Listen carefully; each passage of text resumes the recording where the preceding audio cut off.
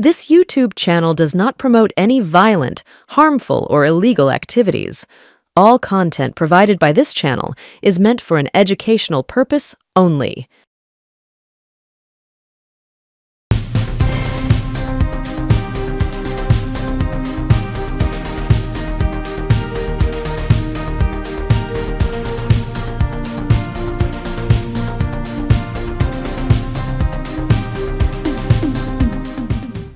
নমস্কার, আমি সুমন ভট্টাচার্য। আজকে এসেছি এনকে ডিজিটাল। আজকে আমাদের আলোচনার বিষয় জগন্নাথ ধাম বা এই যে দীঘাতে জগন্নাথ মন্দির তৈরি হলো তাই নিয়ে বিতর্ক। দেখুন, মমতা বন্দ্যোপাধ্যায় বিজেপিকে এমন একটা চাল দিয়েছেন যে বিজেপি বুঝে উঠতে পারছে না কি করবে। কেন এটাকে চাল বললাম, তার আগে ঐতিহাসিকভাবে একটু দেখা যাক এই যে তৃণমূল ভক্তরা বা মমতা বন্দ্যোপাধ্যায়ের অনুগামীরা মমতা বন্দ্যোপাধ্যায়ের সঙ্গে রানী রাসমণির তুলনা করছে, সেইটা কতটা প্রাসঙ্গিক। রানী রাসমণি আরেকজন প্রাতঃস্মরণীয় বাঙালি রমণী। তিনি দক্ষিণেশ্বর মন্দিরের প্রতিষ্ঠা করেছেন। তিনি শুধু দক্ষিণেশ্বর মন্দিরের প্রতিষ্ঠা করেননি, এই যে বাবুঘাট বা গঙ্গার তীরে আরো বহু ঘাট তিনি প্রতিষ্ঠা করেছেন। আমরা রানী রাসমণিকে মনে রেখেছি ব্রিটিশ শাসনের বিরুদ্ধে লড়াইয়ের একজন অসম সাহসী মহিলা হিসেবে।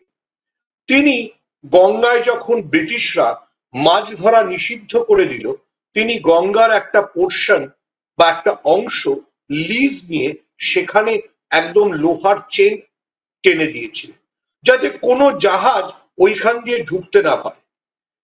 ব্রিটিশরা বুঝতে পেরেছিল যে যদি রানী রাসমণি এটা করতে পারেন, তাহলে যারা মাছ চাষ করে, মানে যারা মাছ ধরে, তাদের মাছ ধরা থেকে আটকানোটাও কত বড় অন্যায়। এখানেই শেষ নয়। রানী রাসমণি গঙ্গায় তার ভক্তরা, মানে তার প্রজারা নিয়ে যাচ্ছিল দুর্গাপুজোর পরে শোভাযাত্রা। সেই শোভাযাত্রাও ব্রিটিশ সৈন্যরা আটকানোর চেষ্টা করেছিল, কিন্তু রানী রাসমণির দেহরক্ষীরা ব্রিটিশদের দিকে সরাসরি বন্দুকের নল ধরে নিজেদের শোভাযাত্রা নিয়ে গেছিল। ব্রিটিশরা যখন তাকে ফাইন করেছিল, আবার তিনি বাবুঘাট থেকে তার বাড়ি জানবাজারের বাড়ি অব্দি রাস্তা কর্ডন করে দিয়েছিলেন। গোটা কলকাতা, সেদিনের কলকাতা, ঊনবিংশ শতাব্দীর কলকাতা স্তব্ধ হয়ে গিয়েছিল। ব্রিটিশদের শাসনের মুখোমুখি দাঁড়িয়ে এই যে প্রতিস্পর্ধী চিন্তা, সেটার জন্য রানী রাসমণিকে আজও বাঙালি মনে রেখেছে।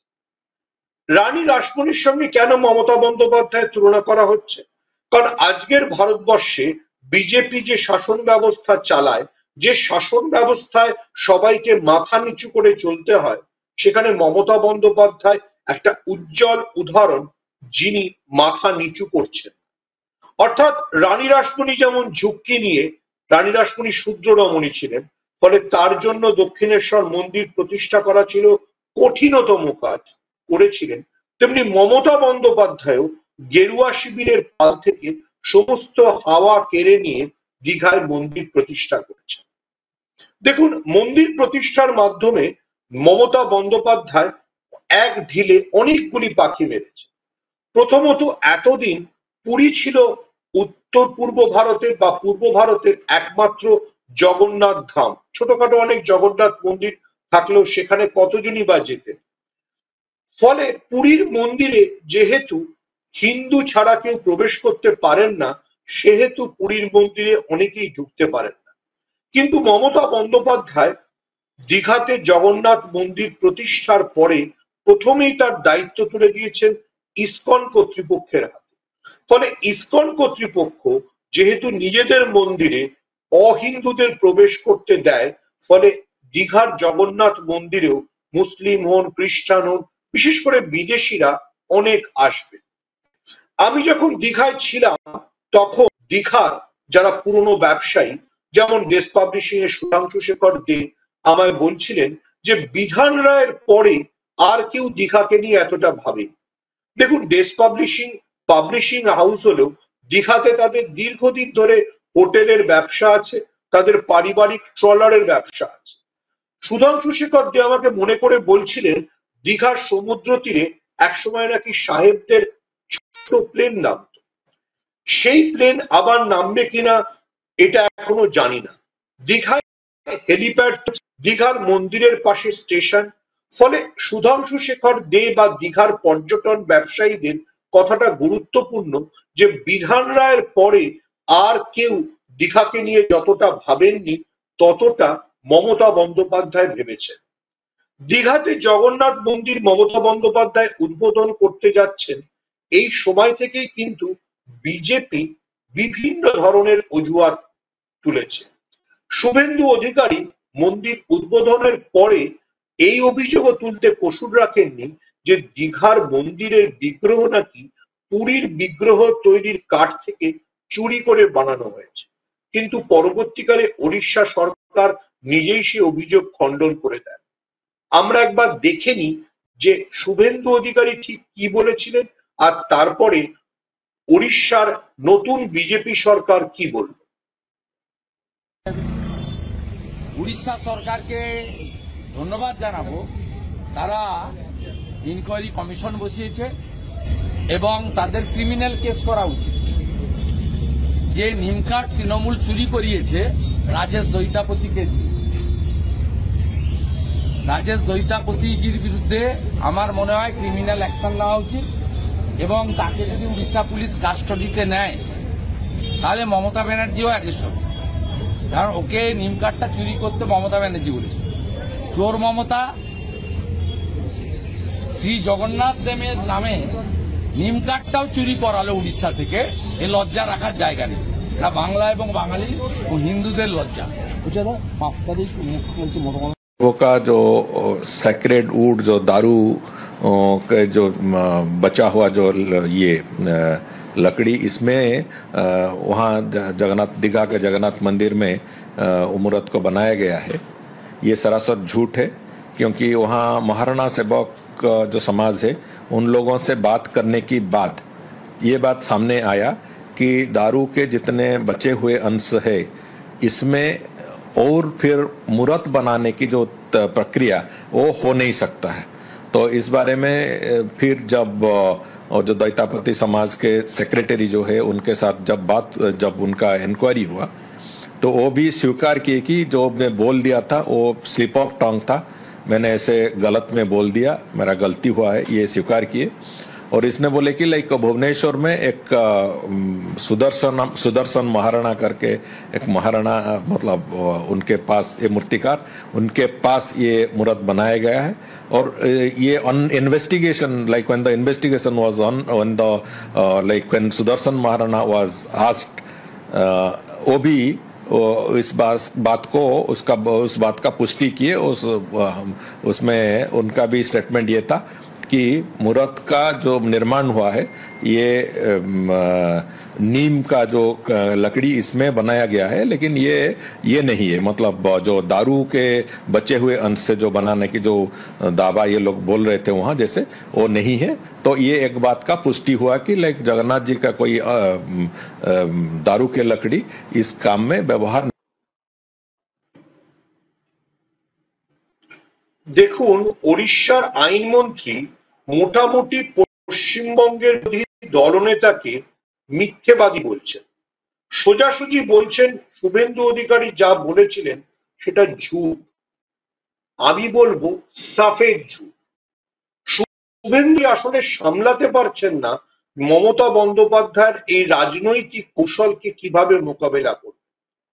আমি ওই দিন নিজে দীঘায় ছিলাম, লাখো লাখো লোক এসছেন মন্দির উদ্বোধনের পরে, আর অন্যদিকে ওই একই সময় শুভেন্দু অধিকারী কাঁথিতে যে সনাতনী সম্মেলন ডাক দিয়েছিলেন সেখানে মাছি তাড়ানোরও অবস্থা ছিল। তারপরে শুভেন্দু অধিকারীকে বিব্রত মানে চরমতম বিব্রত করে দিলীপ ঘোষ পৌঁছে যান দীঘার জগন্নাথ ধামের মন্দিরে। তৃণমূল সরকারের তরফে মন্ত্রী অরূপ বিশ্বাস, সাংবাদিক এবং তৃণমূলের নেতা কুণাল ঘোষ দিলীপ ঘোষ এবং তার স্ত্রীকে গোটা মন্দির ঘুরে দেখান। তারপরে দিলীপ ঘোষ গিয়ে দেখা করেন মমতা বন্দ্যোপাধ্যায়ের সঙ্গে এবং তিনি মমতা বন্দ্যোপাধ্যায়ের উচ্ছ্বসিত প্রশংসা করেন। দেখুন এখানেই বিজেপি ধরা খেয়ে গিয়েছে। দিলীপ ঘোষকে তারা যত সমালোচনা করবে তত দিলীপ ঘোষ বলবেন যে তিনি একটা হিন্দু মন্দিরের উদ্বোধনে গিয়েছেন। সারা জীবন হিন্দু রাজনীতি করা দিলীপ ঘোষের এই কথাকে বাঙালি হিন্দু বেশি বিশ্বাস করবে নাকি শুভেন্দু অধিকারীর মতো বহুরূপীর কথাকে বিশ্বাস করবে? আমি সবসময় কোনো বিতর্কে বলি যে শুভেন্দু অধিকারী হচ্ছে পারফেক্ট বহুরূপী।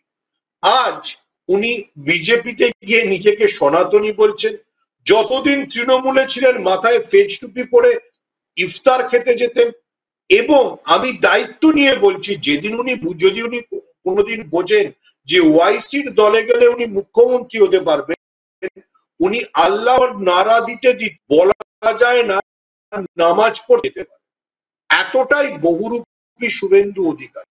দেখুন পেহেলগাঁওয়ের হামলার পরে যে হামলায় আমরা সবাই শোকগ্রস্ত, আমরা সবাই চাকে উচিত শিক্ষা দেওয়া হোক, সেই হামলার অধিকারী এবং তার সাঙ্গপাঙ্গরা ব্যস্ত হয়ে পড়েছিলেন পশ্চিমবঙ্গে মুসলমানদের কোণঠাসা করতে এবং সোশ্যাল মিডিয়ায় মুসলমানদের আক্রমণ করতে। শুভেন্দু অধিকারী কোনো কাজ ছিল না। শুভেন্দু অধিকারীর হাটে হাড়ি ভেঙে দিয়েছেন মমতা বন্দ্যোপাধ্যায়। প্রথমত তিনি দীঘায় অধিকারীর খাস তালুক এমন একটি মন্দির উদ্বোধন করেছেন যা আগামী কয়েক শতক ধরে লোকে মনে রাখবে। দীঘার পর্যটন ব্যবসা, দীঘার পূর্ব মেদিনীপুরের গোটা অর্থনীতিকে এই মন্দির বদলে দিতে পারে। দেখুন আমরা সবাই বুঝি যে ওড়িশায় এই বাঙালি খেদা অভিযান কেন হচ্ছে, কারণ ওড়িশাবাসী মনের থেকে এটা মেনে নিতে পারছে না এতদিন তাদের কাছে যে লাখো লাখো তীর্থযাত্রী আসতেন, পর্যটক আসতেন, তারা এবার আগের উপকূল শহর দীঘাতে চলে যাবে। মমতা বন্দ্যোপাধ্যায়ের প্রথম মাস্টার স্ট্রোক এইটা। শুভেন্দু অধিকারী যে একজন মিথ্যেবাদী প্রমাণ করে। শুভেন্দু মমতা বন্দ্যোপাধ্যায়কে চোর বলেছিলেন, মমতা বন্দ্যোপাধ্যায় কাঠ চুরি করে এনে মন্দিরের বিগ্রহ বানিয়েছিলেন বলেছিলেন, ওড়িশার আইনমন্ত্রী বলেছেন এটা সফেদ ঝুট। তারপর ঘোষ দীঘার মন্দিরে সস্ত্রীক পৌঁছে যাওয়ার পর শুভেন্দু অধিকারীর তো মুখের আশাই থাকলো না, কি বলবেন সেটাই বুঝে উঠতে পারছিলেন। তিনি সমালোচনার জন্য দিলেন তথাগত রায়, সৌরভ খান, শঙ্কর ঘোষ, বিজেপির সব নতুন নেতাদের,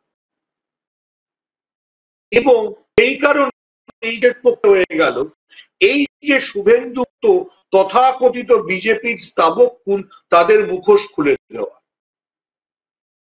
মন্ডল বললেন সৌমিত্র খান সম্পর্কে এবং সেই বক্তব্যকে সমর্থন করলেন দিলীপ ঘোষ।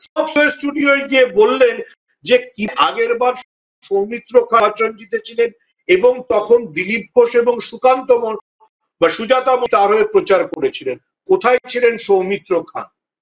শঙ্কর ঘোষ বিজেপির আরেক বিধায়ক, যিনি আমার মতো পাঞ্জাবি পরে থাকেন কারণ হাতে তার চে গুয়েভারার ট্যাটু যেন নজরে না পড়ে, সেই চে গুয়েভারার ট্যাটু চাপা দিয়ে তিনি তো জয় শ্রীরাম স্লোগান তুলতে পারেন, কিন্তু তিনি তো দিলীপ ঘোষের চাইতে বড় হিন্দু রাজনীতিক হতে পারেন। সেই দিলীপ ঘোষ মমতা বন্দ্যোপাধ্যায়ের পাশে বসে বলছেন যে দীঘার মন্দির তৈরিটা সহজ কাজ ছিল না, হিন্দুদের জন্য এই কাজটা মমতা বন্দ্যোপাধ্যায় করতে পারলেন, এর চাইতে বড় বিজেপির জন্য বিড়ম্বনার কি আছে? দেখুন আমরা পলিটিক্সে প্রায় একটা কথা বলি অপটিক্স বা ন্যারেটিভ তৈরি করা। সেই ন্যারেটিভ তৈরি করায় শুভেন্দু অধিকারী এবং বিজেপিকে মমতা বন্দ্যোপাধ্যায় এমন গোল দিলেন যে উদ্বোধনের পরে বিজেপিকে নিজের ঘর সামলাতে বেশি ব্যস্ত থাকতে হলো, শুভেন্দু অধিকারীকে অনেক বেশি সরতে হলো দিলীপ ঘোষ কি বলছেন তার উত্তর দিতে, এবং শুভেন্দু যা বললেন তাতে আরো ভুল বেরোতে থাকলো। লোকে সোশ্যাল মিডিয়ায় ছবি বার যে এই দীঘার মন্দিরের জন্য পরিকল্পনা শুরু হয়েছিল, বন্দ্যোপাধ্যায়ের সবচেয়ে বেশি মাথা নেড়েছিলেন, সবচেয়ে বেশি সোচ্চারে মন্দির তৈরির দাবিকে সমর্থন করেছিলেন শুভেন্দু অধিকারী। দেখুন আজকের যুগে গোটা মানে গোটাই পলিটিক্যাল ন্যারেটিভটাই চলে হচ্ছে সোশ্যাল মিডিয়ায়। সেই সোশ্যাল মিডিয়ায় একদিকে যেমন বামেরা দীঘাতে নিরামিষ চালু করে তৃণমূল নাকি আরএসএস এর ঘনিষ্ঠ হতে চাইছে এটা বলতে গিয়ে মুখ পোড়ালেন, তেমনি বিজেপির মুখ পুড়ল আবারও বলছি দিলীপ ঘোষের হিন্দু মন্দিরে যাওয়ার বিরোধিতা করতে। দিলীপ ঘোষ যিনি একসময় হিন্দু জাগরণ মঞ্চের নেতা ছিলেন, তার চাইতে বড় হিন্দু বা তার চাইতে বড় হিন্দু নেতা কে আছেন? কে শুভেন্দু অধিকারী অথবা হাতে চে গুয়েভারা ট্যাটু ঢাকা শঙ্কর ঘোষকে হিন্দু নেতা বলে মানবে? বিজেপির কর্মী সমর্থক আরএসএস এর সবার কাছে দিলীপ ঘোষই হিন্দু নেতা। সেই দিলীপ ঘোষ একটা হিন্দু মন্দিরে যাওয়ার জন্য যদি শুভেন্দু অনুগামীদের কাছে কি বলবো ধিকৃত হন, তাহলে শুভেন্দু অধিকারী আসলে নিজেকে হিন্দু বিরোধী বলে করে ফেললেন। এটাই মমতা বন্দ্যোপাধ্যায়ের রাজনৈতিক কৌশল। দেখুন তাহলে দীঘার মন্দির উদ্বোধন করে মমতা বন্দ্যোপাধ্যায় কি কি করলেন। পয়লা নম্বর কাজ করলেন, তিনি পূর্ব মেদিনীপুরকে এমন একটা প্রজেক্ট বা প্রকল্প দিয়ে গেলেন যারও 200-300 বছর পূর্ব মেদিনীপুরের মানুষ মনে রাখবে।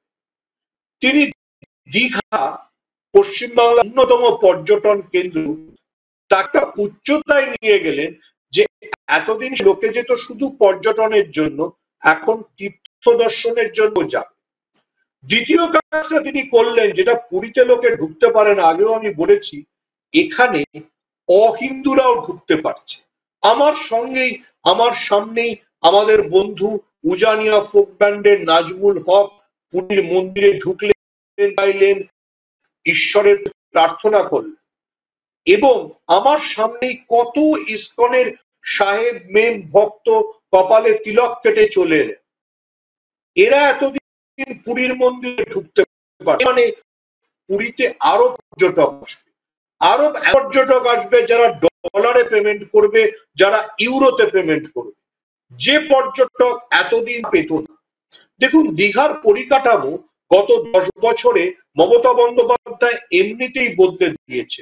ঝকঝকে রাস্তা, ড্রাইভ, দীঘা থেকে মন্দারমণি থেকে তার যাওয়ার জন্য মেরিন রাস্তায় উদ্বোধনের পরে অনেক পর্যটক, আমার চেনা শোনা অনেক টেলিভিশন অ্যাঙ্কারও নিয়ে গেছে। দীঘা ছিল নতুন দীঘায়, মানে নিউ দীঘাতে অসংখ্য ভালো হোটেল তৈরি হয়েছে, যে বিদেশিরাও থাকতে পারে বা তুলনায় উচ্চ মধ্যবিত্তরাও আসতে পারে।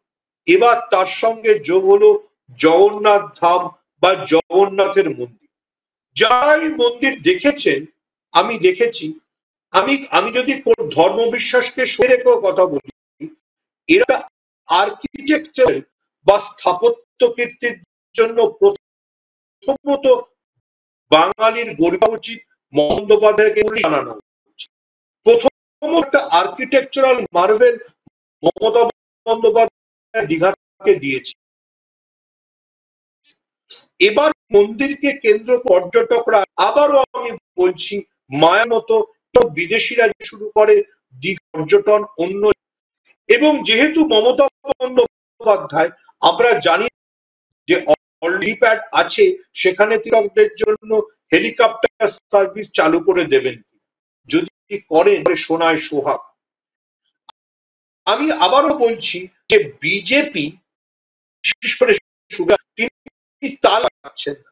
একে পূর্বীপুর, যেটাকে তিনি নিজের খাস বলে মনে করেন, যেটাকে তার মনে করেন মমতা বন্দ্যোপাধ্যায়ের এরকম সার্জিক্যাল স্ট্রাইক, তারপরে দিলীপ, যা আসলে রাজ্য বিজেপির হিন্দু নেতা হিসেবে তার মন্দির দর্শনে, এই দুটো, প্রথমে সার্জিক্যাল স্ট্রাইক, তারপর স্থলপথে অর্থাৎ কাঁথির উপর দিয়ে দিলীপ ঘোষ শুভ অধিকারীর সনাতনী সম্মেলনে যোগ না দিয়ে গেলেন মমতা বন্দ্যোপাধ্যায়ের তৈরি দীঘার মন্দিবোধনে, এবং সেই মন্দিরের ভূয়সী করলেন। এটাকে কিভাবে সামলাবে শুভেচ্ছা? তাই যদি এই অনুষ্ঠানের ক্যাচ লাইন দেখি, তাহলে কি জগন্নাথ ধামে জয়, অন্তত বিজেপি বা শুভেন্দু অধিকারী তো অপরাজয় বটে। তারা না মমতা বন্দ্যোপাধ্যায়কে আর বলতে পারছেন যে হিন্দু বিদ্বেষী, না বলতে পারছেন মুসলিম তোষণের কথা। মমতা বন্দ্যোপাধ্যায় একটা সর্বধর্ম সমন্বয়ের বার্তা দিয়েছেন, যাকে প্রতিহত শুভেন্দু অধিকারী বা তার বাহিনীর সত্যিই মুশকিল। এর পাশাপাশি আছে রাজনৈতিক দিকটা, অর্থাৎ একটা মন্দিরকে কেন্দ্র করে যেভাবে পর্যটন বাড়বে, সেটা পূর্ব মেদিনীপুরের গোটা মানচিত্র বদলে দিবে। এটা অতি বড় শুভেন্দু ভক্ত বোঝেন। সেই জন্যই তার সনাতনী ধর্ম সম্মেলনে না থেকে খেজুরি নন্দীগ্রাম থেকে পূজার করে মানুষ এসেছিলেন দীঘায় মন্দিরের উদ্বোধনের সাক্ষী থাকতে। এগেন আই রিপিট, নন্দীগ্রাম থেকে লোক এসছে। নন্দীগ্রামের নেতারা, খেজুরির তৃণমূল নেতারা দলে দলে লোক নিয়ে এসেছিলেন এই মন্দিরের উদ্বোধনের জন্য। ফলে শুভেন্দু অধিকারী সত্যি চাপে না পারছেন মমতা বন্দ্যোপাধ্যায়ের বিরুদ্ধে হিন্দু বিদ্বেষের না পারছেন মুসলিম তোষণের রোম করতে। শুভেন্দুর হাতে আপাতত আছে শুধুমাত্র পেন্সিল। আর দিলীপ ঘোষ ভাবে বিজেপির দিকে রোজ কামান দেখে চলেছেন, তাতে চরিত্র এবং শুভেন্দু অধিকারীর রাজনীতি নিয়ে তো সকলের সন্দেহ যায়। দীঘার সমুদ্রে ঘোষ ওই উক্তি করেছেন, যারা মমতা বন্দ্যোপাধ্যায়ের আঁচলের তলায় থেকে রাজনীতি করেছেন, যারা মমতার আঁচলের তলায় থেকে রাজনীতিতে পরিচিতি পেয়েছেন, তাদের কাছে আমি হিন্দুত্বের রাজনীতি শিখব না। শুভেন্দু অধিকারী মমতা বন্দ্যোপাধ্যায়ের পৃষ্ঠপোষকতায় এত বড় হস্তি রাজনৈতিক তালে উঠেছে, সেটা যদি কেউ এরকম ভাবে মনে করিয়ে দেন, তাও আবার পূর্ব মেদিনীপুরে এবং হিন্দু মন্দিরের সাথে, তাহলে শুভেন্দু অধিকারী কি উত্তর দেবে? শুভেন্দু অধিকারী এবং সুকান্ত মজুমদারের জন্য তাই আবার বলছি, কিছু এই মমতা বন্দ্যোপাধ্যায় জায়গায় তিনি অনেক লড়াই একটা অবশ্যই যে হিন্দের রাজনীতিতে তিনি কে 10 গোল দিতে পারেন সেটা বুঝি।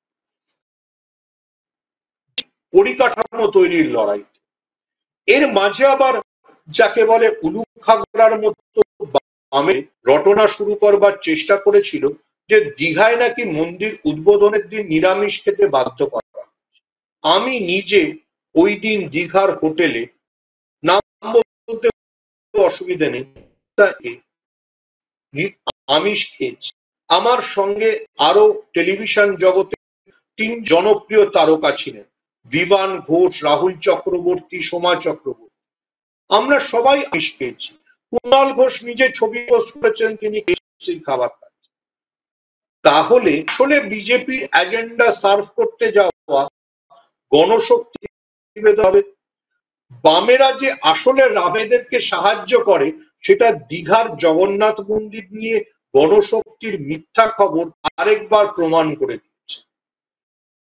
একটু তো সবে যে শহরে স্বয়ং মমতা বন্দ্যোপাধ্যায় বসে আছেন, আর বলেন লোকে নিজের পছন্দ অনুযায়ী খাবে, লোকের নিজের পছন্দ অনুযায়ী ধর্ম পালন, তার উপস্থিতিতে মুখোপাধ্যায়কে নাগপুরের বা আরএসএস এজেন্ট বলতে যাওয়াটা মূর্খামি নয়।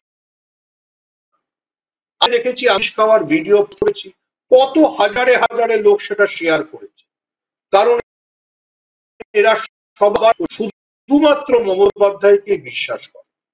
দীঘার জগন্নাথ ধামের মন্দির উদ্বোধন বিজেপির মুখে ঝামা ঘষানো, বামেদের মুখে ঝামা ঘষা, এবং মমতা বন্দ্যোপাধ্যায় দেখিয়ে দিলেন তিনি মন্দির উদ্বোধনে হিন্দু থেকে মুসলমান, বৌদ্ধ থেকে খ্রিস্টান সবাইকে জড়ো করতে পারেন। মমতা বন্দ্যোপাধ্যায় চারপাশে ছিলেন, ব্যবসায়ীরা গেছিলেন, যারা গেছিলেন তারা তো ধর্ম বর্ণ সব মমতা বন্দ্যোপাধ্যায় পারে, এটা সিপিএম পারে না। মমতা বন্দ্যোপাধ্যায়ের এইটার জন্য বা তার এই রাজনীতির বোধের জন্য তিনি মমতা বন্দ্যোপাধ্যায় একক ক্ষমতায় যিনি সিপিএম কে উড়িয়েছেন এবং 2016 থেকে বিজেপি বারবার চেষ্টা করেও যাকে বাংলা থেকে খাত করতে পারছে না, বরংই নরেন্দ্র মোদী অমিত শাহ দরজা দেখিয়ে দিচ্ছে।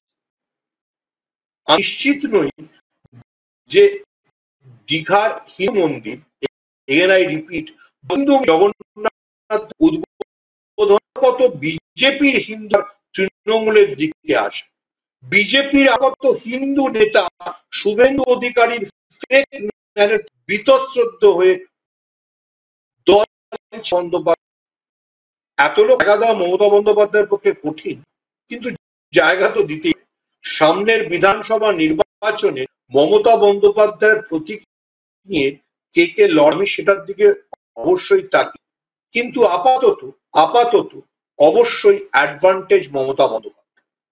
এতক্ষণ আমরা বলছিলাম এনকে ডিজিটালে, এবার থেকে প্রতি বুধবারই এনকে ডিজিটালে আপনারা পাবেন আমাকে।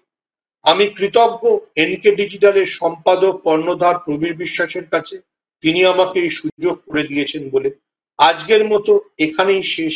সামনের সপ্তাহে আবার এনকে ডিজিটালে নতুন একটি অধ্যায় নিয়ে পশ্চিমবঙ্গের রাজনীতি, ভারত রাজনীতি নিয়ে কথা বলার জন্য। সবাইকে অনেক ধন্যবাদ।